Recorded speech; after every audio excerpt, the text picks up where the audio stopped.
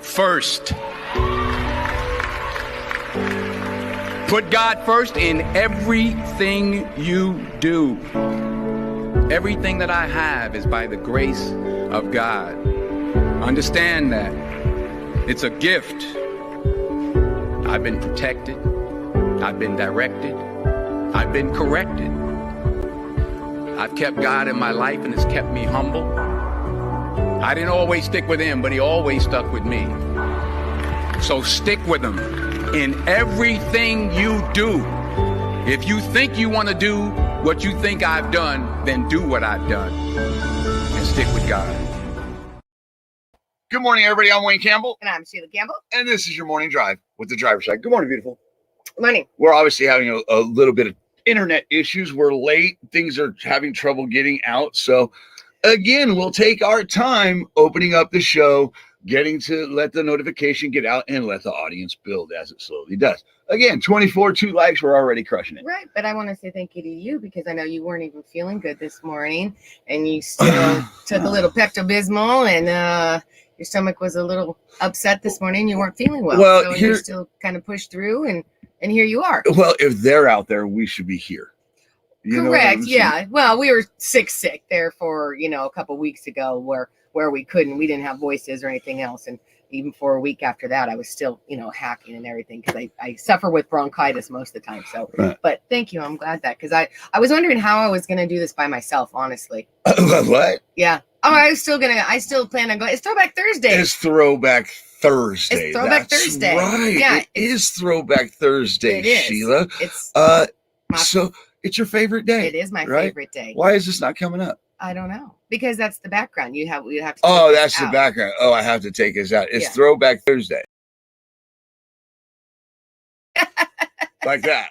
Yes. Yeah, okay. All right. Now there it is. There's our regular crowd. They're coming in. Okay. I guess the notification finally went out. But yeah, Sheila, it is Throwback Thursday. And no, the notification has not gone out. Yeah, I was a little bit chewing my nails thinking of how I was going to do this and talk to you guys all by myself for an hour. So I'm glad that you are feeling somewhat a little better and that you could join me today. Well, I'm going to head over to the page, share it out myself. So that way we can get our regular crowd in here and get everybody in here that needs to be in here. If you're new to the page, I want to say thank you for being here. This is good morning. This is a trucking page. We talk about the trucking industry and things that are going on within the trucking industry and basically out there in your world because, well, it's the heartbeat of America and they deliver all your goods. But before we get to talking about trucking, we want to open up today with being thankful. Okay. And real quick, we do have something coming in right now, break from Phil Tristan out on I-80 in Davenport, Iowa, mile marker 304. Traffic is up to a 5-mile backup. It's at a dead stop. Okay, that's mile marker 304 in Davenport, Iowa on I-80 westbound. Westbound I-80 Davenport, Iowa is backed up. But look, before we even get into that, there is a new commandment, guys. Thou shalt not drive in bad weather if thou cannot drive in good weather. All right. I need to let that be known. And as we get this day started, I got a phone call this morning by a viewer and a good friend of ours by the name of Carla. She says, can you please start today off with a prayer? Dear Heavenly Father, I want to say thank you for today. I want to say thank you for all you do in our lives and everything that we have is through you. Father, we just want to be thankful for today. It's just in itself and the breath of life. And Father, please put your hand of protection, safety, and guidance on these roads as they are just a mess. Father, please guide us safely today in Jesus' name. Amen. Amen. All right, I just jumped right into that. But Carla Williams, thank you for reaching out. And Jerry, this gentleman, Jerry, is reaching out to me, sent me an invitation to a Bible study, which I will be attending this weekend. Oh, good. Yes. How is that going to work for Wayne? Oh, man, I struggle with myself.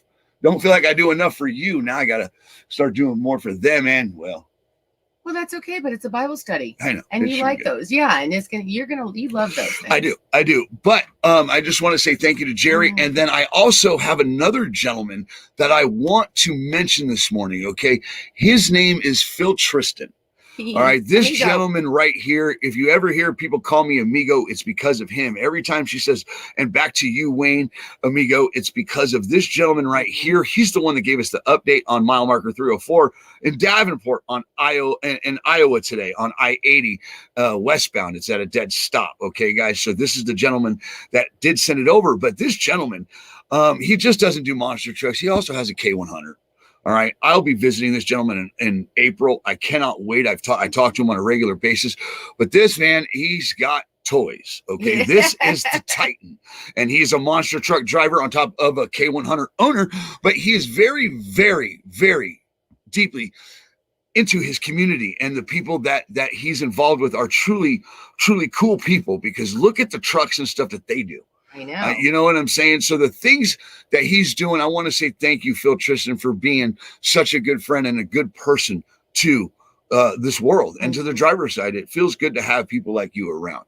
I love Phil. I do too. And he sends a picture of his cup of coffee every morning to us on the Morning Post. Every morning he sends us his cup of coffee. Yes, he does. And he's also the one that does the birthday cakes for everyone and says happy birthday to everyone on their birthday and for our 100th episode as well. And then he always eats it. He says, I'm going to take a bite for you and let you know how it is. Right. So I'm sure they're delicious because they look delicious. Yeah. It's good to have good people in my life. And drivers. He's out there on the highways right now. Thank you, Phil. He's listening as he's working. Yeah. So Phil Tristan, amigo, thank you for doing what you do, and I appreciate you. I just wanted to make sure I did that this morning. Sheila, we got a lot to talk about this morning. I can't get this picture down for some reason. And but apparently he's got time to listen to us because he's at a dead stop in Iowa. So.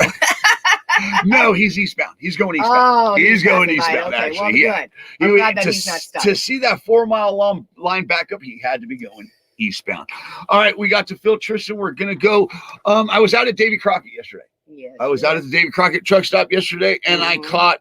Well, I'm gonna wait for that. We'll wait for that. We'll show you here in a minute what we caught at the Davy Crockett yesterday. Caught 2 of them. All right, so we'll take our break with that today. But you got to go out and cruise around yesterday and go in the truck stops and get out for a little bit. Right, I did. It was nice. I saw, and that's where I was going next. I was out there on 81 yesterday, running up and down 81 in the clear area.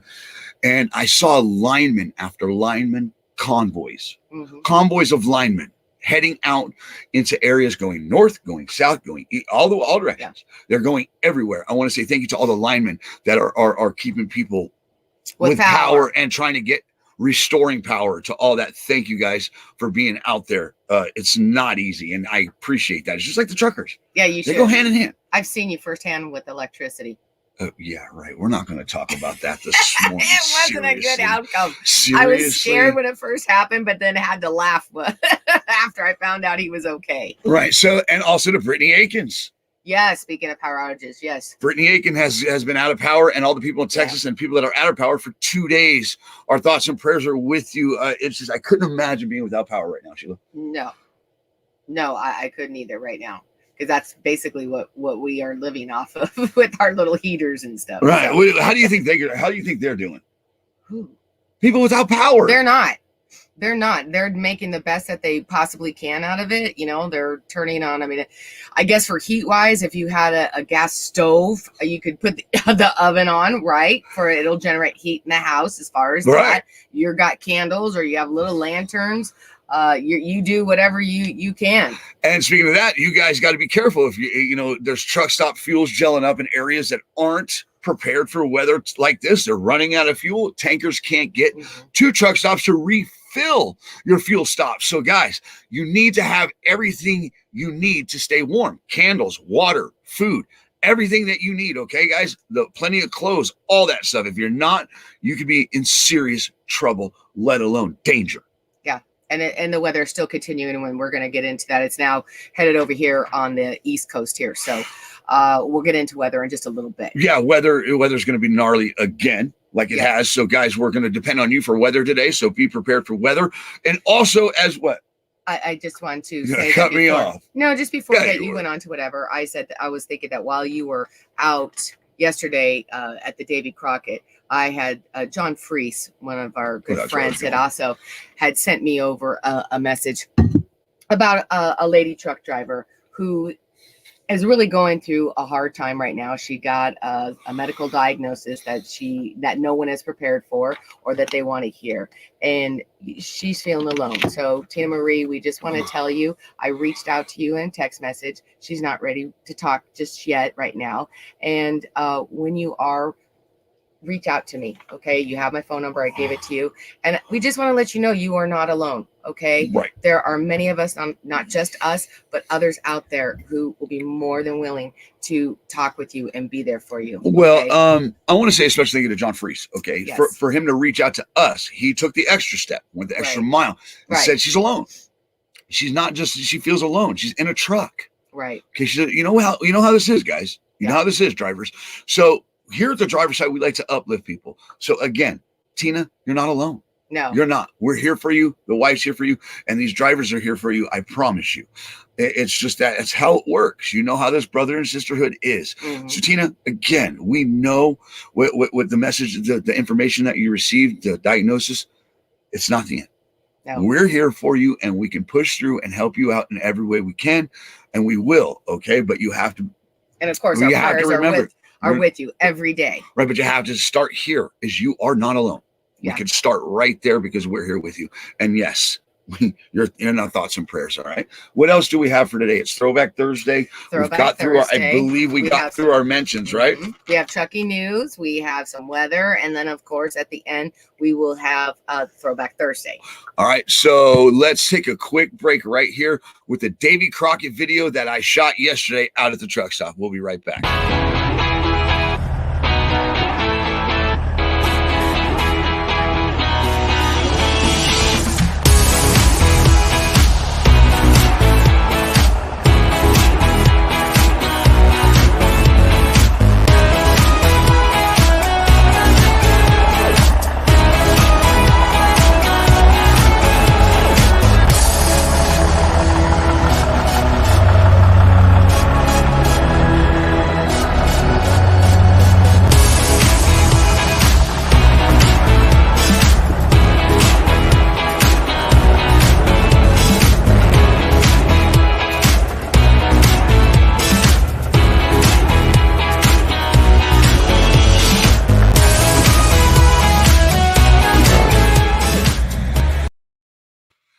Guys, time to head over to those comments and get to your good mornings. Hi. Hi. Good morning. Glenn Clay Jr., good to see you, brother. Jerry, good to see you. Jerry says, I just wanted to tell everybody good morning, especially Wayne and Sheila. Thank you. They get up early to provide us information and listen to us. Yes, we did. She did Throwback Thursday today. It's a good one. It's a really good one because it actually affects what's going on today. There's a lot of things out there that's happening that you guys are seeing, and you know why it's happening. We'll talk about that a little bit later at Throwback Thursday. XE, good morning. How are you? Carla Williams, good morning. Susie Ellie, real quick, if you're in here, we love you. We care about you. And I know you had an accident yesterday. Yeah. She had an accident back in yesterday. It's going to be okay. It's going to be okay. Again, you're okay. Nobody's hurt. And you're okay. So that's a good thing. Sonny, good morning. How are you? Phil, amigo, Tristan, good morning, sir. How are you? Mark Estep, good morning, truck driving friends. All right. There's a prayer right there in the comments. That's a long one. So we'll get to that towards the end. We're going to end today with a prayer too. Trucker's prayer. Yes. All right. So stay tuned for that. All right. Mike Jakey, good morning. How are you? Sarah Lee, how are you? Good Leach. Did I say Lee? Mm-hmm. Well, you know what? You want to take this over? No, I'm good. You sure? Okay, well, thank you for correcting me. Brian, good morning. Chris Salisbury and his wife. What's his wife's name? I forgot it, dude. Oh man, you put me on the spot. It's not Chris. Cindy. Good morning, Cindy. How are you? How are you? Gary Holmes. Good morning, Gary. Gary, the one that's getting his fix over here. Good morning. Yes. All right. Let's go to Mike's comment. He says, I just hope the drivers out there get food on the road that are stuck. Yes, I agree. Yeah, and it's important, guys. If you don't have food, like I said earlier, Walmart in, where was it? Somebody called me yesterday and Walmart was closed. They ran out of food. Oh. There was a place they ran out of food. Where was it?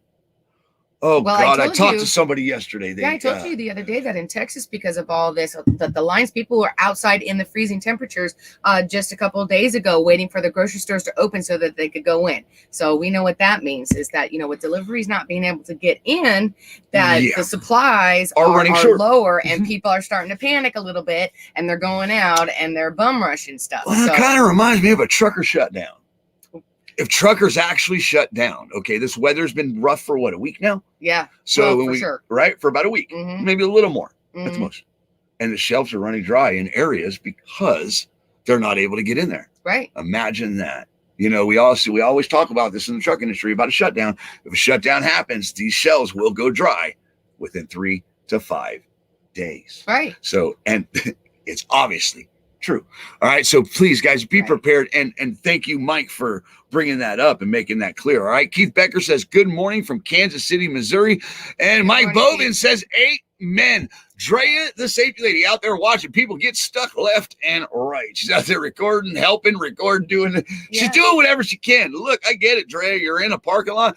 It's just frozen over, and these drivers, they just, for some reason, think they can get out with even bobtailing, which is an absolute joke. It just makes no sense. Just don't move. Wait. Yeah. Just wait. Wait till they come, clear it out, and get it ready for you to get out of there. Otherwise, you're going to be stuck there. And I just saw a picture of her and Day Calapi the other day. So that was pretty cool. I was like, oh, very cool. Because Drea is how I was introduced to Day, who I text and we talk back and forth on a pretty regular basis. So that was pretty cool to see the picture of you two guys together, or you ladies together. Guys, we are very interactive with our audience and with you guys. So it's cool. It's really cool because when we see you guys doing things, it clicks. Oh, yep, there you go. It's neat to see things unfold out on the road and us being involved in your life. So we appreciate that. All right, Carlos Williams says, amen and thank you. No, thank you, Carla. Appreciate it. There she is. Sheila, who's that? That's Ellie. That's Mike and Ellie. I can see you, and we have an ice storm here in North Carolina. So are you home? Yes, I saw that was coming. So yeah, we'll get, like I said, we're going to get into the weather a little bit. All right, I'm glad that you guys are home. All right, tell Jackson good morning. We love him, and Blake and all of you guys over there in North Carolina. All right, Mike says I-20 still looks like crap by Tyler, Texas, and Kilgore, Texas. Oh boy, yeah, Tyler. I'm familiar with Tyler. I'm familiar with I-20. Used to run it a lot back in my day. Yeah. All right, Phil Trista says, amen. Tracy Schmidt says, good morning. Good morning. To all. Good morning, Tracy. How are you? There's our lady, there's our lady, Judy. I almost said Drea and Judy at the same time. Come on now. Jeez Louise. What's wrong with me? The mouth is running faster than the brain. It always does, Sheila. No. It does. Always. Yeah, I don't know. Jeff Wright says, good morning from Vail Summit, Colorado. Oh, wow. That's a nice view. That's a nice spot. Cold. Yeah. Very cold and very snowy. Cold. Dantes says, good morning, everyone. How are you? Good morning. Is it Dantes? I believe so. I believe that's right. All right. Darren Dreyer, also known as Dyer to Charles Bundy, says, good morning from Elizabeth, New Jersey. Yeah. Edward Brubaker, good morning. Good morning to see you. Pretty Lee Riley. Good morning. Good morning. Y'all survived another night in the frozen tundra. So here's what's weird here. Are we going to talk about this for a minute? I mean, are you in Green Bay? Are you in the frozen tundra? No, she's in Abilene, Texas. How weird is this? Where I saw a video of her with her little space heater right in front of her with her feet right there. And I totally get it. Her and I were texting back and forth yesterday about being cold and about a lot of times that you men are a little more on the warm side than us ladies. And we're putting our foot down and saying, don't care. What? we want our heaters. We don't care. I went out to buy a new heater yesterday. Stop it. I got you your heater, so don't even go there. All right? Let's not play this game. Heater. Just stop trying to get the Sheila train fired up and going, all right? Let's not start here. I got a new heater. All right, but seriously, Sheila, we're talking about Abilene, Texas, and she's calling it the frozen tundra. Yeah. Is that not weird? It is a little weird for Texas and down in Mississippi and Louisiana and those areas for sure. Yeah. It's ridiculous. It's an absolute joke. It's like New York said, here, we're going to lend you our weather for a little while. I told you to stop pissing else off. I mean, but see, seriously though, New York is warmer than Texas. Yeah. How odd is that? Well, the East Coast is not going to be. It's kind of moving this way now. So how odd is that, though? I mean, I don't understand it. I lived in Texas for 5 years. I mean, every winter it get cold, down to the 20s, maybe 30, but it wouldn't get down to like negative 25. Right. Well, It's an absolute joke. Nobody was calling it the frozen tundra when I lived there. It happens every few decades or whatever. So, okay, nothing to say on it. You just blank on that. I'm trying to get a little conversation here about the frozen tundra. I am, and it happens every few decades. So I don't know what you want me to say. All right, David McGill says, good morning. Be safe out there, drivers. Thank you, David. We appreciate that. How about this one right here? Sheila, you know her. Good morning, Colleen. Good morning, Colleen. Yeah, and I think she's back on the road, too. She finally got out of Idaho. Got to move. Yeah, and she's finally out there, so yay. You know what I saw her doing, though, that I thought was really cool? She's at the driver's counter. She's at the driver's counter, and they're all talking, and they're all, oh, God, I want to get moving. There was a rookie sitting at the counter. They were picking on the rookie, like back in the old days. Well, that's what driver counters are about, is about talking to each other, sitting there, getting to know what each other are going through, being there for moral support. And then if that rookie's there, let's get him. Fresh blood. You know what I'm saying? Oh, yeah, he used to pick on me all the time. Yeah, you know what my nickname was in Texas? Yankee Wayne. Yeah. Right. She had a what? I was going to say, I saw that she had a couple other drivers as well help her clear the snow and stuff off of her truck when she was moving, because she needed a shovel and a broom. She doesn't need help. She likes to help. They like to help each other.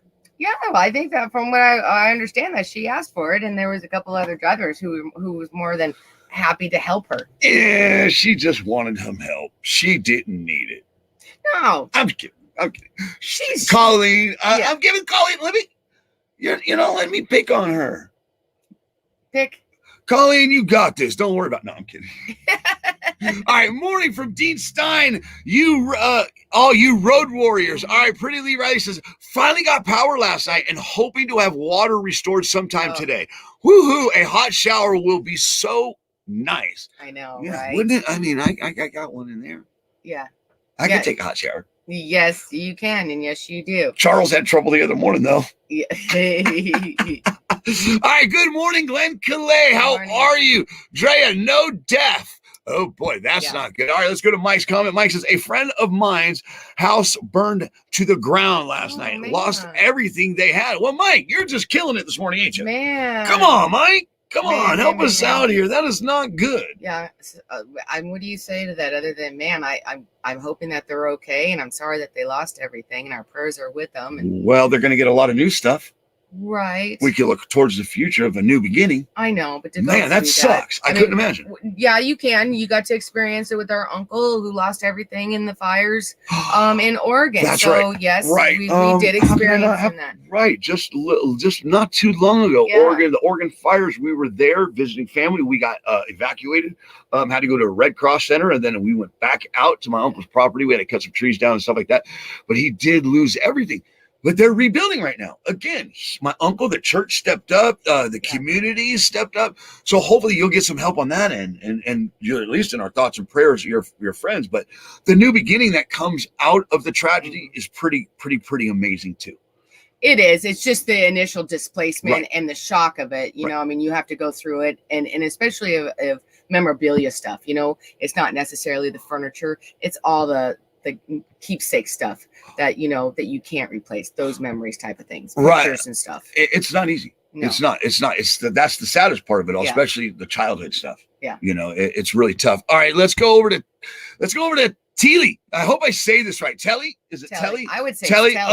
Telly Patterson has become a very inspirational person lately to me, just by posts. We post back and forth. We have yet to even talk, but we post back and forth with God stuff. So I appreciate you this morning being here. He says, good morning, y'all. Have a blessed day, my good people. Finally, a little normalcy in Oklahoma City. Temps gradually going up, and the avalanche has passed.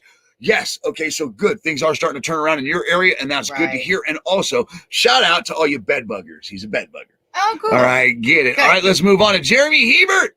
Jeremy Hebert says, good morning, guys. Good morning, sir. All right, could you all say, all right, Mike says, could you all say a prayer for Darren, his wife, and kids lost everything due to the, yeah, we will. We will definitely be in our thoughts and prayers, and it'll probably be in mentions tomorrow. Right. You know what I'm saying? Can we remember that? Mention them tomorrow and make sure we get the power of prayer out there as best we can. Absolutely. All right, and look, I'm not the perfect guy. I'm walking my walk as best I can. Did you say good morning to Chucky up there? No, Chucky, what up? What up? What up, Chuck? Oh, no. All right, Chucky says, good morning, Wayne and Sheila. Good morning, drivers. Be safe out there on I-15 heading towards California. Just woke up. You're heading towards some good stuff. You're heading towards better weather, but more regulations. Right. Oh, yeah. California, baby. California's in the trucking news today. All right, good. Oh, California's oh, God. California's in the They trucking should always today. be in the trucking news. Well, I agree, but they are. Oh, excuse my language. I got in trouble for using that word the other day myself. Yeah, don't use All right, Dennis Hicks. Morning, family. On the hurry up Morning, and Dennis. away. Good morning, Dennis. Robert Pennington Good and the morning, XLG crew. Good morning from Kingsland, Georgia. It's going to be 81 today, and I am taking the day off. You deserve a day off, Robert. I'll tell you that right there. Yes. All Well, right. enjoy it there because according to what I was reading, there's supposed to be rain today, either this afternoon or this evening. So enjoy the day while you can. And I guess I'm going to be doing drifting lessons, Dennis says. All right. So, all right, let's go on to Lee Adams. Good morning, y'all. We have ice and 32 degrees here in Trap Hill, North Carolina, but it looks like it's melting some now. Some from 7 when I was first up. Good. You know what, Lee Adams, it's good to see you. It's good to see you. I haven't seen you in a while, and I know that you're a good fan of the driver's side, so I appreciate you being here. Mark Mason, good morning. Good to see you. There's Mark Estep. Good morning. R.W. Deese, good morning. Good morning. All right. Colleen Ramsey says, no, I'm still stuck waiting for chain controls to be lifted. Oh, Man, boy, they're going Colleen, through it. You just cannot get a break right now with that. All right, good morning to Kenneth Williams. Good morning, sir. Dina McKinney, good morning. How are you? Mike Jakey, we got you. Okay, all right, we're getting down to the bottom here. All right, let's go to this comment here from Dina. All right, I have a shower and a full kitchen in my truck, complete with running water, a washing machine, 3 stoves, 2 ovens, and even a herb garden. What? Oh, my God, what are you driving? She's got one of those A land yacht? like one of those super sleepers. I get that, but I mean, how much can you fit in there? I mean, how's the pasture going? How are the horses out there? They doing okay? She has a tiny house. I mean, my God. She has a tiny house. Seriously, you might as well just take That's her. awesome, though. I mean, that's all the comforts. I mean, that's being fully self-contained. It reminds me of that truck that I'm going to show on Saturday. That 53 footer pushing that logo. Oh yeah. We'll talk more about that on Saturday. But great, good, glad you're here. Keith Becker says, Good morning, Keith. "Can this damn freezing fog every damn morning just stop?" I don't know. I think just this darn weather, just in particularly, stop all of it. I'm ready for it to be spring and summer again. That's my opinion. That's just myself. I don't know about you all. I know that some of you really enjoy the winter and enjoy it, but I'm ready for it to be gone. Oh, I don't enjoy it when I'm out on the road. I'll tell you that, No. Sheila, because you lose money. Okay, this slows everything down, so it slows money down one way or another. All right, let's go over to Dina. She says 2020 Peterbilt 579 Ultraloft. Nice. Yeah, she got that big girl right there. All right, Renee Scott says, good morning. I'm in Palestine, Texas, and the roads are still a mess, 29 degrees. Yes, Renee, I it's love a mess. Palestine, Texas. It's right by Tyler. Oh, I still love going through there, Sheila. We're going to have to go back through there. Once this all clears up and summer comes back, that place is gorgeous. Nice. Gorgeous. I love that Well, place. we need to anyways, because I'd like to get my bike. All right. John Free says, I thought he was arrested yesterday. Who? Elsie. She was Elsa. arrested, but the aftermath, she's pulling strings from the inside. She's got Elsa have a Elsa sister. from Frozen has started all. Somebody pissed her off. They went out and arrested her for all this, but she's pulling strings from the inside. Yes, she does have a sister. All right. I'd love to share some pics. My kitchen is complete. Okay, so Absolutely. with you saying that, okay, guys. So people we have a lot. If you're new to the driver's side and aren't a driver, thank you for being here. If you're new to the driver's side and are a driver, thank you for being here. But what's happened in the past week and a half is a surge of followings. a surge in following and followers. I don't like to call you followers. I like to call you fellow friends, because I just don't like that term. It's not how I was raised to be, not a follower, but a leader going off. But in the end, we would love for you guys to send us a picture of you and your truck. If you want to include inside interior stuff, that's great. We want to start highlighting you drivers out on the road every day. I want to put a picture up on the driver's side because we're getting close to 40,000 followers. They're not all drivers. A lot of the new following are four-wheelers, okay? Yeah. And they really, really, really, really love and support you guys, okay? We're talking thousands, hundreds of thousands of shares, hundreds of thousands of likes. We've hit 1 million likes. Yeah. So far in a week, we hit 1 million likes between the posts, and we've hit over 350,000 comments just this week in support of you drivers and to thanking you and all that. So again, we got new stuff coming next week of an open mic night to where I read positive comments and positive stories and legacies of you guys that these people are leaving, and just interaction that they're having with you guys or have had with you guys that are truly amazing and positive experiences. So we have decided here at the driver's side, we would like a picture of you and your truck, either next to your truck, if not just your truck, your name, how long you've been driving, and what you haul. Right. This way we can go ahead. And I just want to, I want to jump in there real quick. And guys, please do at the bottom of the picture, put some kind of a little paragraph that you allow us to use these pictures, that you give permission to use them. Okay? Yes, it's important. Like today I had to call Phil Tristan and for these pictures here to get permission to use them. All right. Okay. So, and he loves this. Okay, guys. So please, guys, if you don't mind, send us a picture of you and your rig. We don't care what you drive. It doesn't have to be a large car. It doesn't have to be a long nose. It doesn't have to be all chromed out. You know, Keith, I'd love to maybe start with Keith Becker and his Mac. Yeah. You want to go there? Yeah. Keith Becker, send me a picture of you and your Mac. I think I have one, but send me a new one. Send me the one you want us to choose, and we'll put it up there, and we'll see what happens. I know these pictures and these trucks are getting a lot of attention over on the driver's side, Sheila. Yeah. One with you in it, Keith. Right. That'd be great.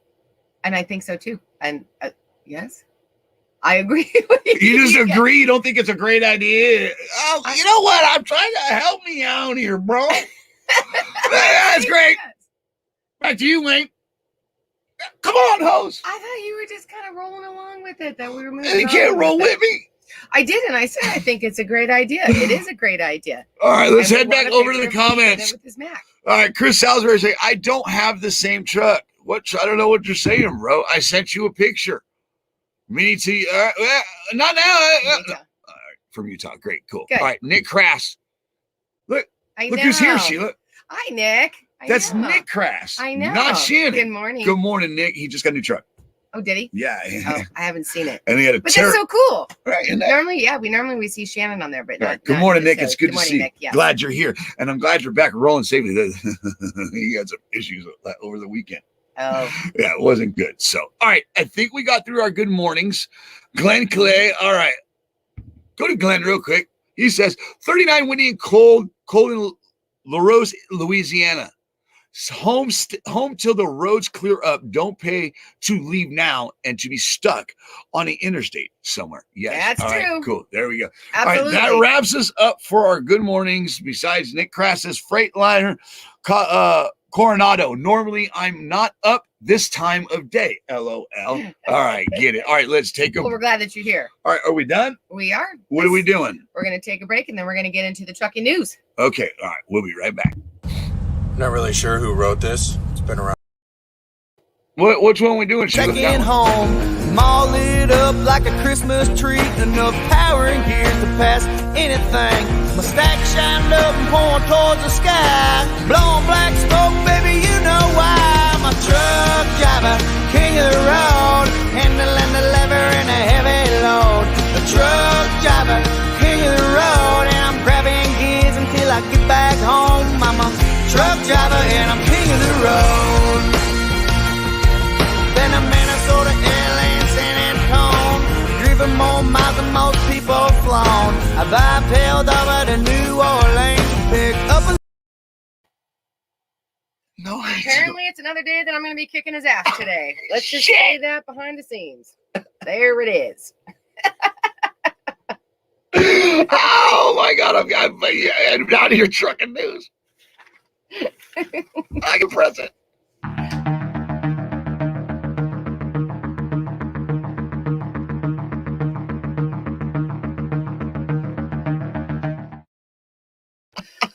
All right, you guys.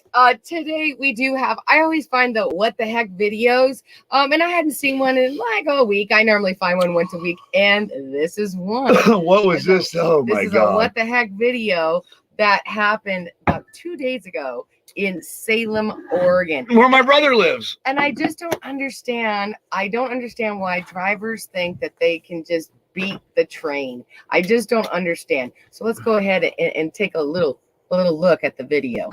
Yeah.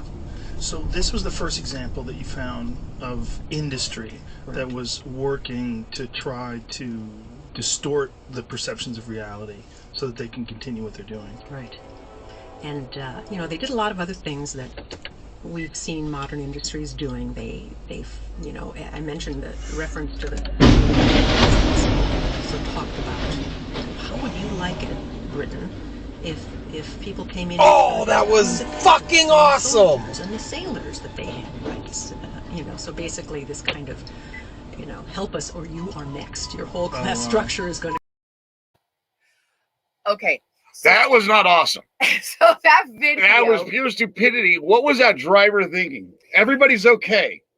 Yes. First, go ahead. Yes. Okay. So for those of you who are just listening and couldn't see the video, basically what it was, the four-wheeler had a dash cam and he's going down the road and the arm bars are starting to come down that a train is coming.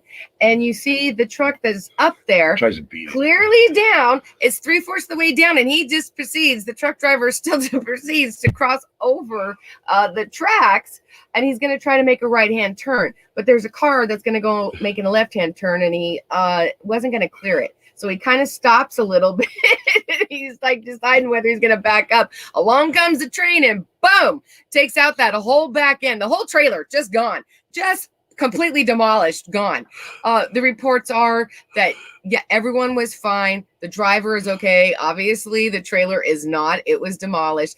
And that luckily that the train did not derail either. But here's also, so the video went on for like a minute of this four-wheeler who was recording it. Not one person gets out after the train stops. Of all the cars that you see around, gets out. Yeah, nobody does this. If anybody, that dude backs up and bounces, including the driver of the dash cam. He's like, I guess I'm gonna back out. I gotta go around. So he starts backing up and makes a U-turn right there because he doesn't want to be stalled by the accident that he just thought was awesome in front of him. But you gotta say, okay, you just gotta say, what the heck were you thinking, driver? What the heck were you thinking? Right. Those arm bars were clearly more than halfway down, and you decided to proceed to go through Mike, to try to beat the train. And Mike, I see your comments. I get that part, but he saw that arm bar coming down. He knew. That driver knew. Yes. That driver, and he just wanted to beat that train. Yes. I just don't understand here is as a society, we've just become in such a hurry and we think we could just do it. And I just don't understand when we're going to back out of it just a little bit because that is just not, there's no reason for that. Here's the deal. I used to live growing up. The train tracks were literally behind my house, 20 feet. Okay. And this would happen on a regular. Once a week, someone would try to beat the train and bam, tail end, front end, or one or another. Thing is the trains are just much bigger, guys. As big as we are, and as manly and as womanly as we feel, and macho, it's not gonna win. You're just not gonna win. No. But here's the other half, the flip side of that, babe. What?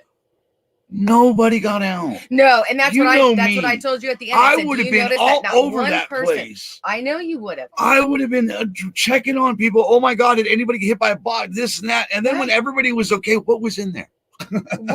Not one person. Not one person. I mean, and there was like, you saw there was like probably 2, 3, 4 other vehicles that were there. Not one person. we would have been jumping into action to go make sure, holy crap, to go make sure that that driver was okay. Once we noticed that the train didn't derail, to go make sure that that driver was okay and that no one else was injured or hurt or anything else, you know? Not one person. Not one. Blew my mind. Should we head over to the comments and see what these guys are saying? All right, guys, drop your comments. Tell us what you thought about what we're talking about and what you just saw. Keith Becker says, just so much lack of common sense in this industry and society in general. And I totally agree with that. It's like we've taken common sense and we've hidden it. We've just taken it away from and I'm going to say it, not all the newer, but some of the older too. Trust me, I've been out at, oh God. In the end, is you're right, Keith. I feel the same way. It's just like common sense and lack of courtesy and lack of respect is just completely gone from our society today. Sheila, how do you feel about that? Do you think common sense is fall to the wayside? Yeah, which is exactly why I find it and highlight the what the heck moments of videos, because I go, what the heck are you thinking? What the heck? And I constantly find them at least once a week. And I know there's tons out there, but when I see them on there, I'm like, I just don't get it. I just don't get it. I mean, I don't know. That's just me. But yes, I think lack of common sense is. All right, let's go over to John Freese real quick. John Freese says, we have been desensitized by all the stuff. Mm-hmm. Right. I think that's a good thing. And we've been jaded also by the way people act nowadays. I think, we've been hardened. People just don't have the common courtesy as they did when I was a kid. I know that. I know my mother raised me as a son. You're going to respect your elders and you help when help is needed. Period. You pitch in, and it's called pulling your weight or just being a good Samaritan. I believe that's a story in the Bible. Right. All right. What do you think, Sheila? Desensitized by what? All the stuff in the trucks? No, desensitized by society and all the stuff we have available to us today. The internet, this and that, it becomes more entertainment than it does become a tragedy. Because maybe with all the new technology that's in the trucks now, the driver was desperately trying to push his little button in there that would roll his trailer up and squish it up to little size that he could make it not get hit by that train. Yeah, he didn't have a pup trailer button. It's called a pup trailer. See, those are called pup trailers. Those little ones are called pup trailers. Yeah, he didn't have the pup trailer. Activate pup trailer. Go pup trailer. Just say it. All right, let's go to Colleen Ramsey. Colleen Ramsey says common sense can't be taught or learned anymore. Very sad. It is sad. It really is, because it's killing this industry in some aspects. The lack of common sense and just a lack of courtesy in this industry is really damaging the industry. It really is, because guess what? The professional suffers in the end. The professional that has the common sense and that takes the time out to do things safely and go down that highway safely gets the shit end of the stick. Excuse my language. I'm trying, guys. Point being is it's hard for you guys out there because of the lack of common sense, the lack of courtesy and the things that go on for you to be professionals. You guys start going off. You guys get triggered by this crap. And I get it, because I do too. And that's what I'm learning. I got to back out of it and start really reevaluating things and dealing with it in a new approach. Yes, but I want to say that when things like this happen, it gives me a little chuckle when I know that everybody is okay. I don't like to show the ones that they're not okay. So when they're okay like this, then it gives me a little chuckle, because it's just unbelievable stuff. I mean, you're just like, what? It's sad. All right, let's go over to Mike's comment and then we'll move on. We got more in the trucker news? Yeah, we did. All right, so let's get to this last comment regarding this. Mike says, I say if you can video, you can get out and help.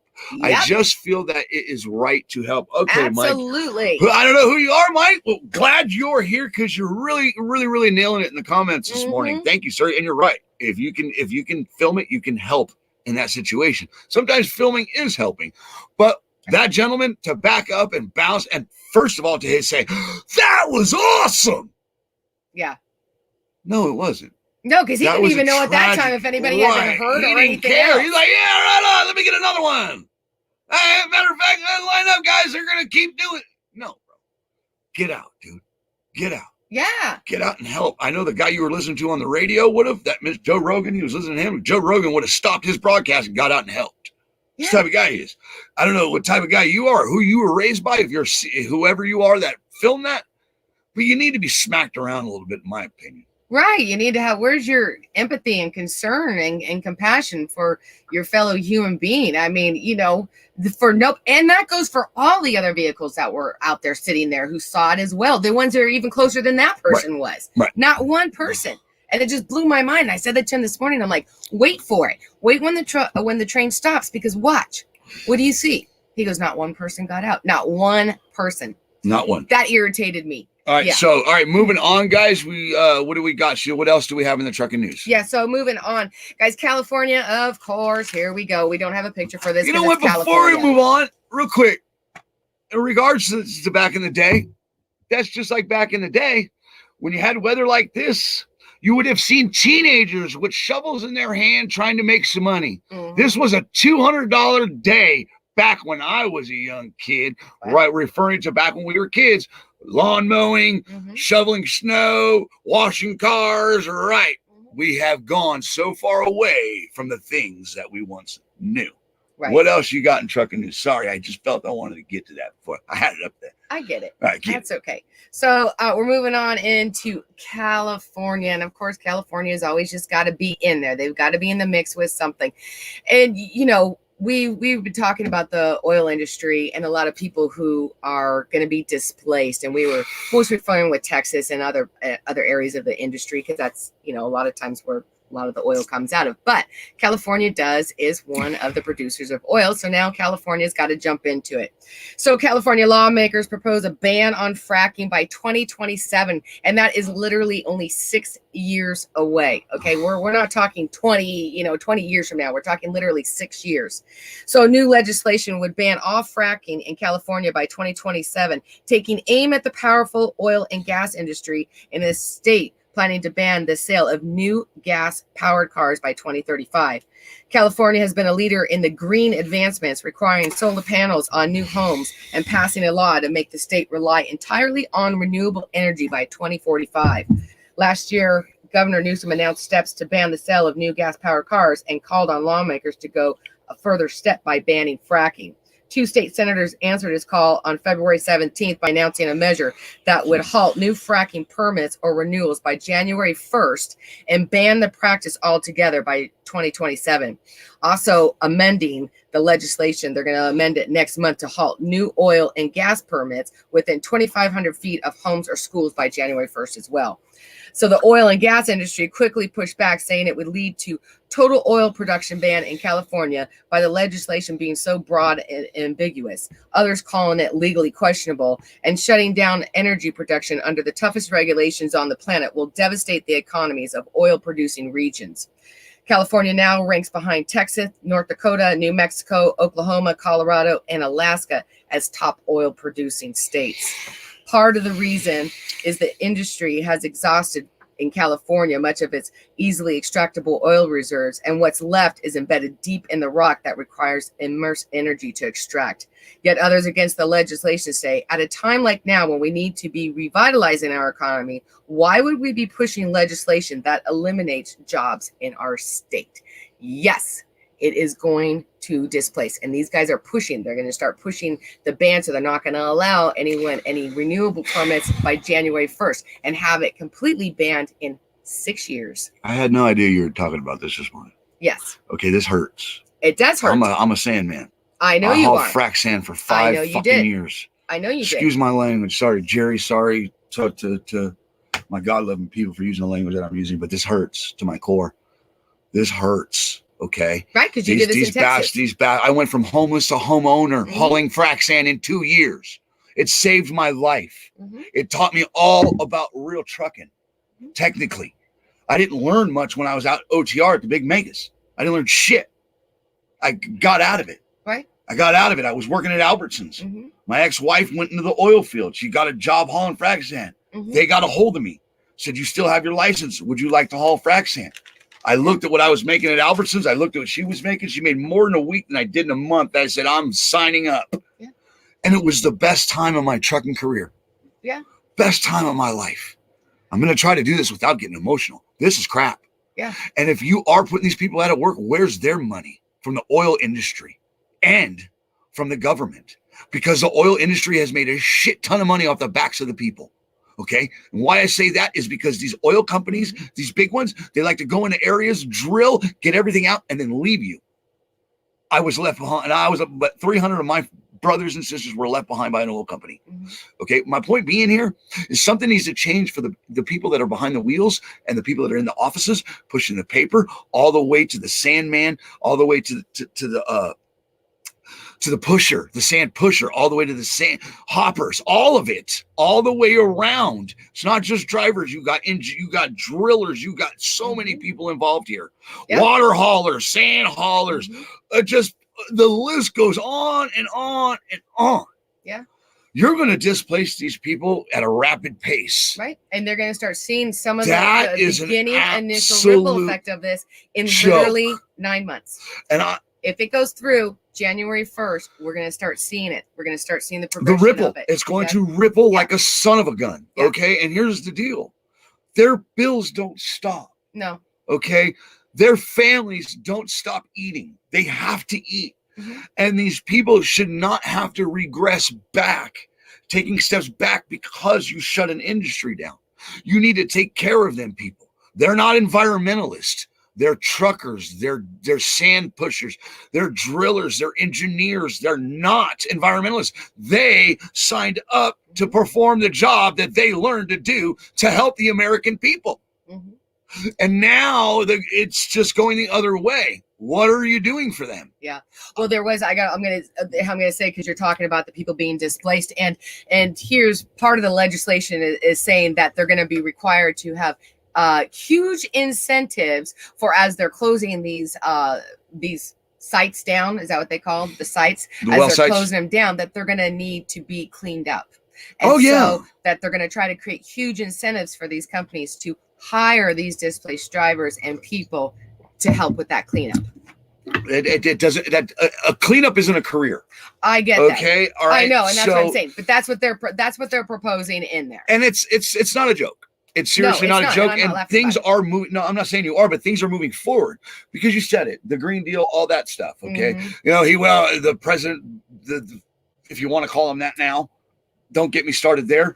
I'm not a political guy, but that crap, what they're pulling is just crap. But I forgot where I was going. Oh, they're going electric. How's that working right now? How would that work right now? How would electric work right now? How would that work for this cars? Would they be getting power right now because of all these power outages, these rolling blackouts? How's that going to work? Right. But what they are doing, and this is all true, this is not rumors. GM announced. GM announced they will be electric by 2035. Yeah. They are changing their fleets over from gas to electric. Yeah, they're starting this year. They're already starting. A lot is changing at a rapid pace. Yeah. My issue with it is the displacement. Okay. And these men and women that are out there that depend on this. Okay. And then they're being forced into new directions without the help. Well, and that's, because of the fact that your history in the oil fields is why I actually had decided on this topic, because I knew not only did it upset me, but I knew it was going to, upset you when you heard this, because I don't necessarily hear when I hear oil fields, I don't necessarily think California, and I'm from California. It's all across country. So I don't necessarily think of California. So when I read this back, I was like, of course they are. Of course they are. Go run I-5 heading north. Those little you remember when we were running north, in between, going north on I-5 when you come down the Grapevine and you hit that desert stretch. Yeah. There's oil field all through there. Yeah, that's oil all through there. I don't think I really paid that much attention, though. You don't. But I remember as a kid, though, because I remember as a kid, I was driving with Mom, and we were coming down, and a rig had blew up, and it was burning, and they couldn't get it out, and you could see it off in the distance. But I want to go to Mike. Yeah. He says the cleanup would only be a month or two. Right. And see, the reason why, Mike, you really stood out to me this morning, because you said Tyler, Texas. I haul frac sand out of Tyler, Texas. I trained drivers coming out of Tyler, Texas for Chalk Mountain. They opened up a yard out of there to run south down into Kermit and stuff. So I appreciate you, Mike. I really do this morning, because you took me back to a time in my life that was great, and that was the oil field. And honey, it hurt me to hear you say this morning. Yeah. I had no idea, because we don't go over too much news-wise she brings to the table what is newsworthy. But thank you, because these people need to realize that what's going on and the pace that it's going to happen is not okay. Right. And of course, it's California. They're going to want to beat everybody out. And that's what I hate about it. They want to remain that leader as far as every green advancement that happens. So, of course, they're going to be pushing for it. And like I said, we're talking that not only is it, if it goes through, enacted completely in 6 years, but we're talking that they're going to be starting in 9 months. Yeah. I mean, fast, guys. This it's gonna happen fast. We know how fast years go by, and it's gonna happen really fast. And of course, it's so that they could be the leaders of it. Look at us. John Free says, "What about farm equipment? I don't see electric tractors or combines for farming yet." I'm not sure about that, John. We'll have to do some research. We got to be careful what we say, what's not there and what is there, because the things that they have and that they're coming, they don't let us know until it's here. So a lot of changes that have happened we don't know about. Well, I don't know about electric farm equipment as far as that, but we have seen to where there's a lot of autonomous. They're trying to do a lot of autonomous farm equipment. They do have a lot of autonomous farm equipment, and they have it to where it goes either or. Right. But we'll get into that another time because it's a great topic. All right, let's go back over to Mike. He says, "I'm from Louisiana, brother. Oil and gas strong. I get it." Was it Oakley? Is Oakley out of Louisiana? I don't know. They used to have some big, large cars that come out of Louisiana hauling frac sand. Yeah. They used to come up on the well site that we would subcontract out. Chalk Mountain would subcontract them. They'd come up and make us look just, oh God, stop, just stop. Coming down Elisa Road, blinging, just full-fledged, just polished out, coming down Elisa Road like, okay, driver, get it. But I appreciate you, Mike. Have a good day, sir. I appreciate you. We got more to come. What else we got, Sheila? I just have an update about anyone's CDL that may be coming up that's going to expire here in March. That the FMCSA has now given the states choice to extend the CDL waiver. The new extension of CDL waiver will be left up to the states. The FMCSA currently waiver is set to expire on February 28th. In an update, the agency will permit but not require states to extend the validity of CDLs and learner's permits and to waive the 14-day waiting period. The medical certification waivers will be extended until May 31st for any medical cards that expired on or after December 1st. The update for the CDL waiver became effective March 1st and expire May 31st if a state so chooses to do so. So because of all the COVID, some of the DMVs and some of the places of where you go to renew may not be open or they have restrictions. But basically the government is saying, you know what, we're going to leave it up to the states of what they do. So if that is happening to you and it's going to be starting March 1st, if it's going to be expiring March 1st or after, check with your state and see if they have a waiver or they're going to push it out further. Okay, so you're not rushing or have to get in there when they're not closed or they've got, because I know that, listen, some of these places, some of the DMVs, I know in especially in Vegas, it is the minimum a 3-month wait with an appointment to even get in. So, okay, so a lot of states are that way too. Yeah, and that's it for the trucking news, you guys. That's what I. So should we take a small break? Yep. Before we take a break, I'm going to head over to the driver's side. And Texas, we are definitely praying for you. For sure. But I'm going to head over to the driver's side and I'm going to pull a comment. Okay, I'm going to go. While you were sleeping, they were hauling it. Okay, guys, I know you can't see the picture, but we're going to go to the comments. There's 2,700 comments on this post over on the driver's side. All right, I'm just going to go with this one right here. It says, God bless all truckers. My son drove over the road for 13 years. September 13 was his last trip. He passed away at the wheel. My world is crushed forever. He drove and never complained. I love you, son. I miss you, Mom. Oh. Driver, your mom. Oh man, but you see what I mean? Right there. Mm-hmm. She loves him, but he was a proud driver. And she highlighted that over on the driver's side. Thank you guys. It's because of you that these people are leaving these beautiful comments, even if their son passed at the wheel. Yeah. Imagine that. Yeah, and she's got respect for drivers. All right, here's another one. It's thank you to each and every one of you on the roads during this cold and ice in Texas. We appreciate you all more than you will ever know. God with you all. Keep on trucking. Get it. All right, Sheila, time for a take a break. And then what are we going? Coming back. We're going to go to weather, guys. So make sure that while we go to break, start dropping your comments so we know what's going on in your neck of the woods. On top of that, we still have Throwback Thursday. We do. Holy cow. All right, drop the weather, guys. We'll be right back. I don't know what I'm going to play. What is that, Sheila? Where? I don't know. But we'll go with this one more time.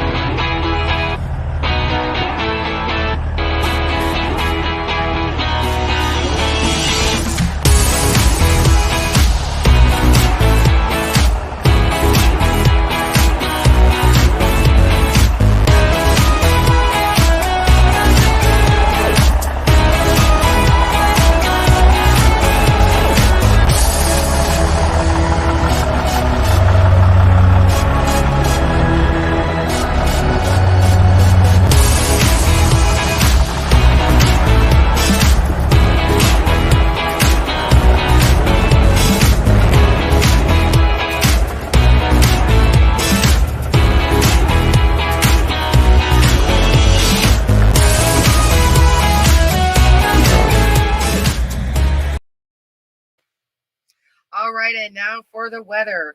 Major winter storm to impact the mid-Atlantic and northeast with heavy snow and significant ice accumulations today. There's a slight risk of severe thunderstorms over parts of the southeast today, while a Pacific storm system brings unsettled weather to the northwest and northern Rockies. The headlining weather story today is a winter storm tracking along the southeast coast that will produce heavy snow and ice across the mid-Atlantic. The heaviest snowfall is forecast to occur over the Appalachians of Virginia and West Virginia to northern Maryland and southern Pennsylvania. Treacherous travel conditions and delays are likely in these areas. A little further south, significant ice accumulations are anticipated from the northern North Carolina, Piedmont, to southern Virginia. Again, expect dangerous road conditions and power outages. Later today, snow will reach from the lower Hudson Valley to southern New England through today into Friday. The plains and Mississippi Valley can expect daily temps 20 to 30 degrees below normal. The Sunshine State will enjoy highs in the 80s today before a system moves in tomorrow and brings temperatures into the 60s by Saturday. Elsewhere in the east, heavy showers and thunderstorms expected in southern Georgia to far southern South Carolina. Meanwhile, a Pacific storm system makes landfall in the Pacific Northwest this afternoon, delivering more coastal valley rain and mountain snow. Those along the coastal range of Northern California and Western Oregon and Washington can expect 1 to 2 inches of rain through tomorrow night. Be aware and cautious of mud and landslides in these areas. And here in Elizabethton, Tennessee, it's 37 and it is on and off raining. And now back to you, Wayne. Amigo, I got to get this off the screen. I'm over here puffing on a stoke, trying to do it off camera. I was hoping that you were gonna. I was trying to give you a little more time. I know. Here in. Next time I'll just whack you in. Ew. It gives me a chance just to whack you. Whack? Me? I have nothing. You got a big smile is what you got. What? Whatever. You get it. I gave me blush that time. I'm yeah. always prepared for him, but I'm not prepared. That's why you married me. I know. Get it. All right, let's get to the comments. All right, let's head over to you guys. All right, real quick. Mike does nitrogen, and I am still nitrogen operator now. Well, fracking, that's another conversation. We're already into weather. Mike, I appreciate you being here this morning, Mike. All right, let's head on down to Dina. Says, I'm so sick of this snow. I just got stuck on a patch of ice trying to deliver and dock. Now I've got towed. Oh. Boy. All right, Keith Becker. Nevada, Missouri, 13 and clear.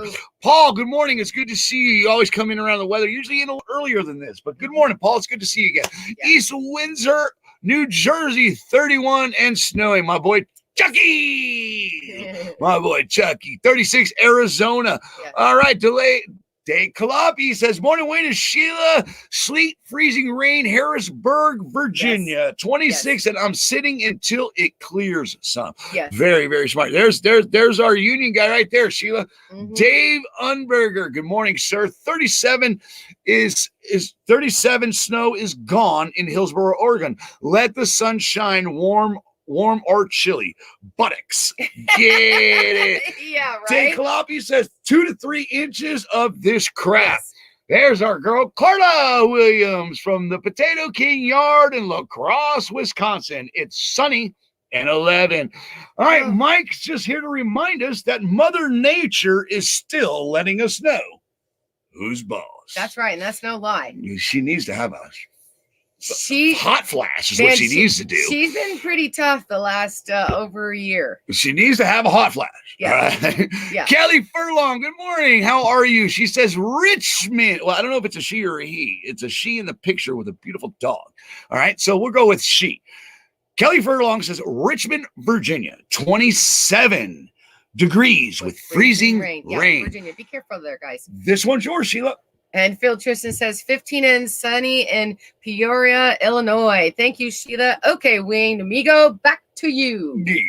All right, thank you, Phil, for the update this morning on I-80. Hopefully that'll clear up soon. Dave Unberger's laughing. I don't know why you're laughing at me, but that's not okay. You're supposed to laugh with me, not at me. But hey, we almost got the same amount of likes as viewers. So there's 4 people in here that don't like us or don't care. Kidding. When I point up here, that's our ticker on our side. All right, Kenneth Williams. The bully himself, Justin Williams' father. I almost called him his son. Who's that back out there trucking? They're both back out there trucking. Justin's over at Valley now. Congratulations, Justin. And Kenneth is out there showing his son, actually, who forgot how to truck because he didn't even have trains. He's forget to put chains in his truck. He's back out there showing him how to do it. How to do it. In case he needs his help. Get it, Kenneth. Good to see you. Keith Becker, Sheila Campbell, I'll give you a $5. Not so much. Here. Oh, there you go. I thought it was coming to the face. That bro. one's for free. No, Cash App that shit. Oh, you no, because by the time all the charges and everything, you get like 30 cents when it's all done. Yeah.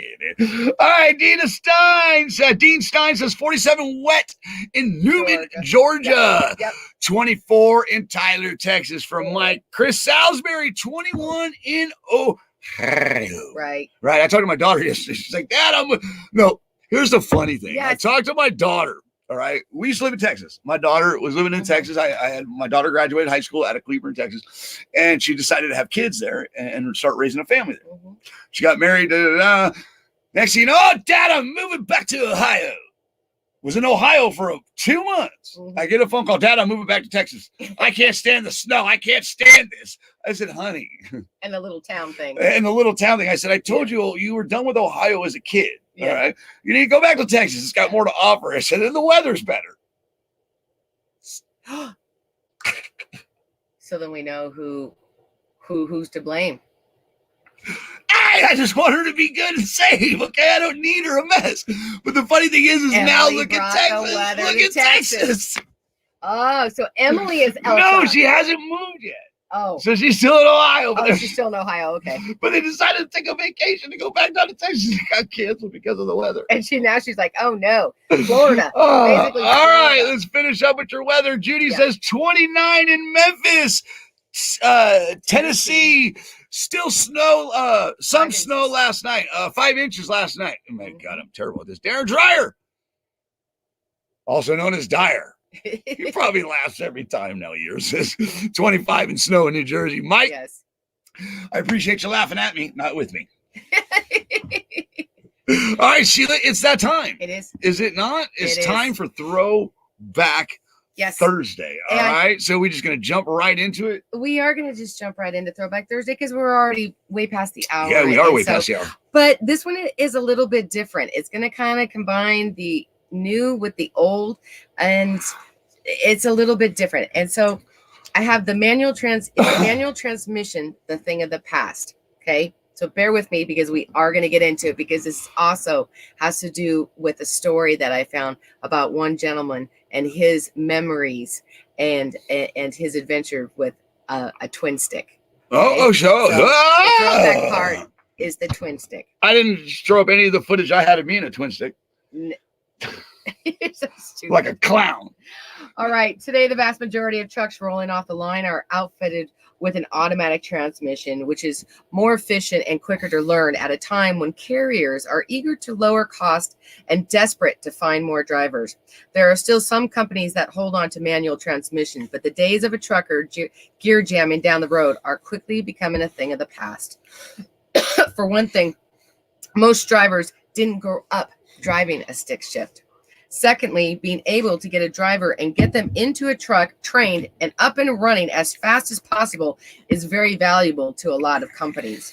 Finally, the automatic transmission, for the most part, is better at controlling fuel consumption and emissions, which is also valuable and important to carriers. It's estimated that about 85 to 90% of all new semis rolling off the line are automatic, compared to 10 years ago when it was only about 10%. Oh, how things have changed in such a short period of time. New drivers don't know how easy they have it today. Air suspensions, power steering, climate control, air ride seats, no gear shift. Today's big trucks are Cadillacs compared to the trucks of the industry pioneers drove. However, today's throwback is a story about one driver's experience with and memories of trucking with a twin stick. In principle, he says, they're easy enough to command. First gear on the main box, low, then into high on the auxiliary. That's the easy part. Next, shift the main into second, but before engaging the clutch, you pull the auxiliary out of high, rev the engine, slip it into low, and engage the clutch. Now you're in second low. Depending on the load, you might have to do that all the way up through the gears till you get to the top speed. More likely, you'll cheat and run through a few gears in low before you have to start splitting them. It only gets worse when you get into the third and fourth speed auxiliaries. Shift timing had to be impeccable, and good drivers could often skip shifts and even split odd gears.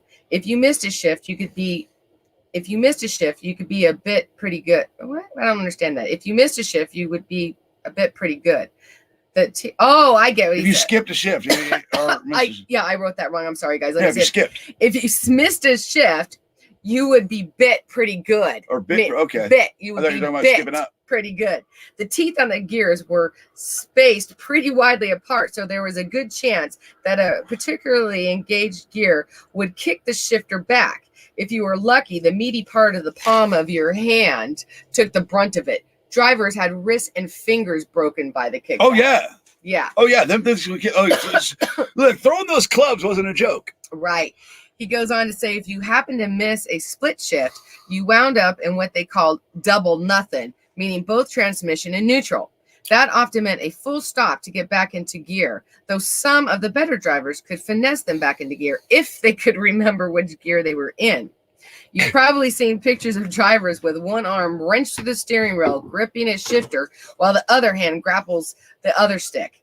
God forbid you happen to hit a pothole, and at that moment, because a big steering wheel with all of its leverage could easily break your arm. Yeah, I was like, holy moly on that. Yeah. And some of these pictures of seeing this, I'm not sure where the hands are. Who's holding the wheel? It goes through the wheel.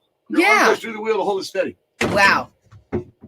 So at the end of his reintroduction to driving a twin stick, the driver had this to say. It was noisy, rough, and physically demanding, even just bobtailing around a course. My palm was tender, my shoulders were a little stiff at the end of the day, and still ached the next morning. However, it was a good way to illustrate how far truck technology has come. I can only imagine how drivers would feel after 8 to 10 hours of banging around. We look at them nostalgically today, but they beat drivers up pretty good.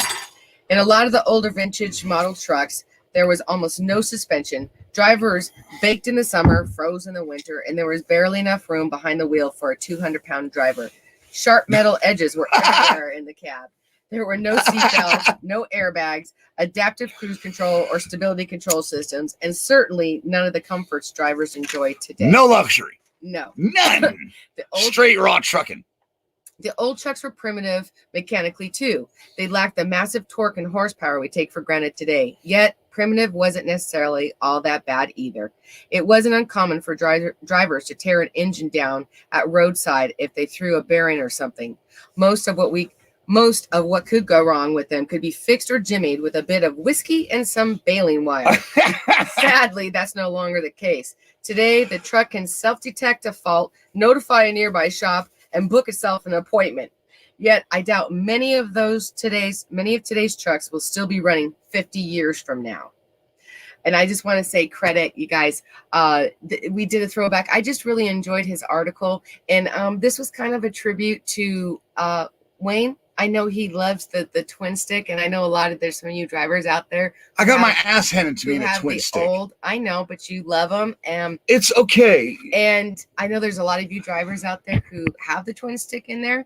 And for me, looking at the twin stick just boggles my mind. So it's also very, very impressive to me for someone who can operate the twin stick, because it requires both hands. And to be able to do that at the time and still steer going through, is just kind of crazy. Skill. It is. It's called a skill, Sheila. It's called talent.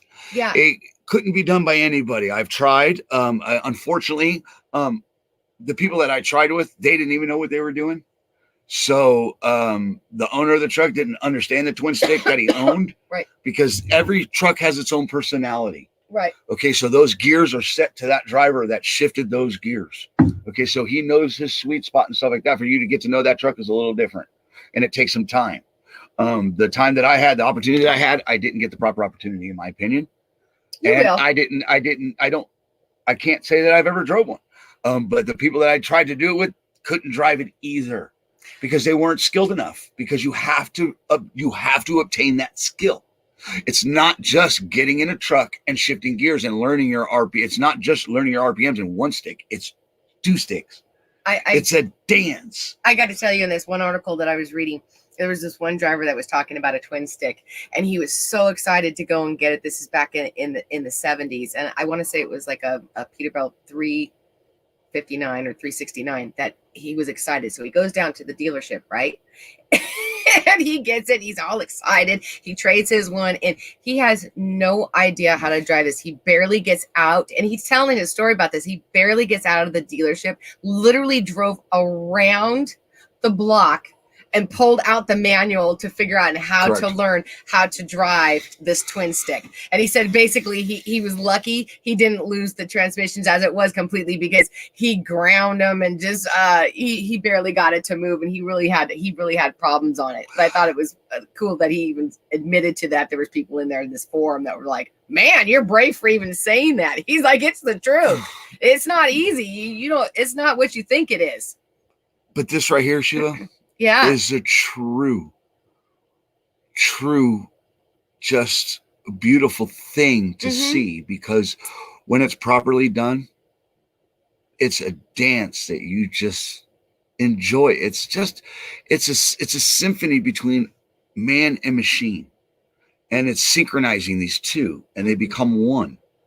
And when they become one, it becomes so synchronized. And it's like an orchestra. It's like synchronized swimming. You just don't get out there and do it. You have to learn. And it's the skill that goes behind this that I truly admire. Yeah. And I know, and I when I thought of the twin stick, I thought of you, and that was the reason why, because I knew that you really wanted to learn how to drive it. I know, and I know that you really wanted to, and that was kind of the reason when I was going through and thinking of the throwback and the transmissions, because the writer of this, by the way, this story is by a gentleman of Jim Parker, who was a trucking journalist. No, this is a guy who had been driving. His name is David Muller. I don't really remember his last name. It's a video, and he was videoed. This is when he went into the Mac, the storyteller here. This is a Mac B61 that he got to drive when he visited Mac, because he is a trucker journalist, and he was a driver for over 20 years, a truck driver for over 20 years as well. And he got to go and drive. This was a 1957 Mac B61. But the skill that it took. Right. So let me finish on this. So the story is by Jim Parker. I don't mean to go ahead. Get it. No, I'm sorry. I'm interrupting you. And also, guys, the stories that I got everything from is coming out of credited to not only Transport Topics, but also trucking info as well. So guys, this is for educational purposes only. There is no monetary gain involved. Get it. Great job, Sheila. But I want to still recognize you drivers today, even the ones that did it back then and had to drive twin sticks and had to really have a certain type of skill. You still have to have that skill today. You really do. Okay. Right now, with all that you're going through and all the weather and stuff like that, you guys have heightened every skill you have to be safe. That's true. Also, to read your environment. If you're not reading your environment, you're not heightening your skills, then you're just not doing your job. You're not. If you're making decisions due to what somebody told you and not due to your skills, please don't do that. Do it to your best ability on top of use your skills that you have. Okay. That's what I feel like we've gotten away from is skilled drivers that actually take their job and their skills of trucking seriously and apply it out on the road. Okay. Right now and all the time, you guys are everything to us, but even more now because of the risk you're taking, the skills that you're having to obtain and use during these times. I want to say thank you to you for bringing up the twin stick and reminding me how terrible of a driver I still am, how much I need to learn. Because again, when I attempted the twin stick, I didn't get much of an opportunity, but I felt so challenged that I wanted to learn it so bad, but I didn't get the opportunity. So someday I will. To all the people that own a twin stick and still put out the twin stick videos, thank you. And the ones that really, really honor the trucking industry with restoring trucks like this and keeping this old equipment out there, thank you. Because it reminds us of where we come from. Because if we forget where we come from, we've got no future. I'm just saying. I forgot where I came from at one time and I fell flat on my face. So anything else, you? No, and I just say, with the twin sticks, I know that that one particular one, he was in a Mac, but I know that like the Peterbilt had them, Kenworth had it. I know that there was a KW 100 that you love that they had them too. I know that you could still, there was at one time that you could still special order them. They were even still making them all the way until the 80s too. But Phil Tristan right here. Yes. This is Amigo right here. It's this gentleman right here that this gentleman owns this monster truck, owns this K100. Yeah. And I'm going to drive this truck. I'm going to drive it and I'm going to have a good time doing it. I can't wait. Yeah. It's the thing is this equipment right here, these trucks like this is what trucking is all about. Yeah. And it's going to be great even in the future, but we cannot forget these. Look what they went through to get us to where we are today. The part that hurts me the most is the fact that 80% of production trucks coming off the line today are automatics. They're not working too well in this weather. I can tell you that right now. Well, you guys know how automatic handles in this snow, especially in parking lots. They start hopping and stuff like that. They don't handle well. Right. Last time I drove one, and that was a few years ago. Maybe it's changed, but from what I'm seeing in truck stops, it hasn't, especially right now. Well, just think of how fast that development has gone out of the industry from that time there. We're talking back in even the 50s to now. That's not that long ago to where they are now. That you're right, 85. They're saying that 85 to 90% of all new trucks coming off the line are automatic, and that has increased from what only like 10 years ago. That was only at 10%. So that's a huge increase. You got automatics hauling heavy cranes nowadays. They're heavy haulers. You got automatics you got heavy haulers with automatics now that are pulling big cranes. I mean, Scott from Scott Heavy Haul that I was out in Vegas with running around to. He bought an automatic for the fleet, and those guys ain't no joke. I mean, he's got cat contract. He's got a cat contract. Right. He hauls all these cat dozers and scrapers and all that stuff. And he uses an automatic. It's crazy where trucking is today. So let's head over to the comments. Let's start wrapping it up, guys. Final thoughts over in the comments because we got to end this. We're at the hour and a half mark. Yeah. Good job. I want to say a special thank you to you. Thank you. For all the hard work you put in every Thursday for Throwback Thursday, let alone every day. I wake up on Thursdays feeling so guilty. I should feel guilty every day because she does so much more than I do. I feel like I don't do enough for her. So I apologize for that. I love you. Yeah, I love you too. The heartbeat of the driver's side. I tell you that right now. You crushed it. You got to pee. I do. I bet you do. We got So let's comments to get get to to. some final comments. All right, let's go up a little bit. All right. Okay, here we go. That's suicidal shift. Get it. All right. From Dave Umberger. Mike says, Jesus is Jesus. Hold that wheel. Get it. Right. Mike says the old trucks lasted longer, and that they did. I believe that is with all my heart. John Freese says we drive Cadillacs today versus Volkswagens of yesterday, and they're worried about driver fatigue. Get it. All right, the hair, Wayne. I know, I love my hair. All right, Gary says the days when truck drivers were truck drivers, no steering wheel holders back then. I agree with you. No, because they had both hands occupied. Get it. All right, stop scaring people. Keep your hat on. So scary. Screw you. All right, Frank, I like the triplex. Get it. Judy says, oh my God, Wayne, you're awesome, but your hair is more awesome. Yeah, all right. My light side. Oh, stop. All right. I met a driver in the 90s named Dr. Bill.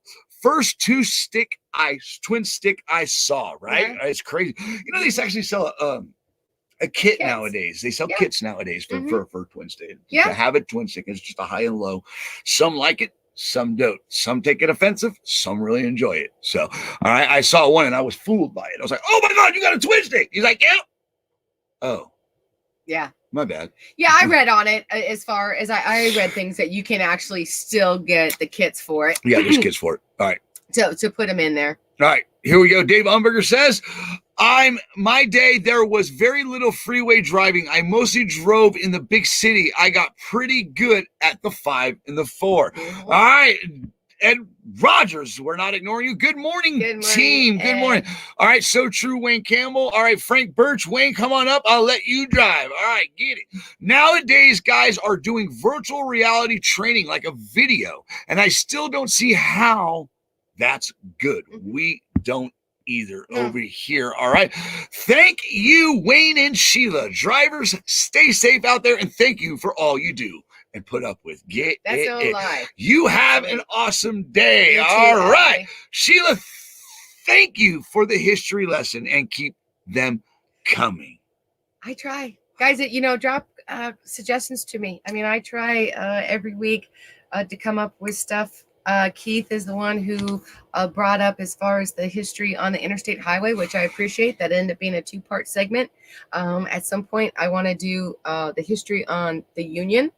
They were a huge part of the trucking industry in the beginning up until the 80s. And I know that Dave is waiting for us to do that. That'll probably be a 2-part 2 that will come, but we're trying to get people on as far as for interviews during that, who were part of that during that time before the big strikes that the oil crisis that were going on.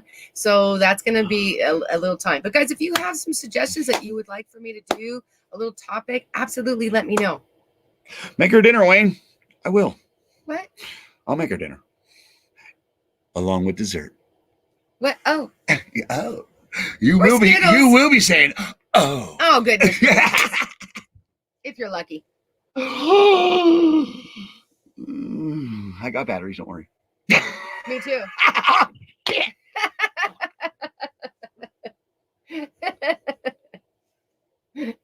Touche. Just saying, bro. All right, without Sheila, this show is nothing. Nada. Zero. Get it. You're right. You ain't lying there. All right, Phil Amigo says another great show today. Wayne Amigo and Sheila, thank you for all you do. Thanks, you, Phil. Sheila. All right, I'm waiting and good morning. Okay. All right. I've got twin sticks with your name on it, Wayne. I got some learning to do. If you got some twin sticks, making me look like an idiot. You know what I'm saying? I'm good with a 13, a super tan, a 10. I drove an 18 a few times, but twin stick, been in one, and the idiots that I was with, oh God, yeah, got it in. Couldn't teach you because they couldn't drive. They couldn't drive it themselves. Yeah. Stop.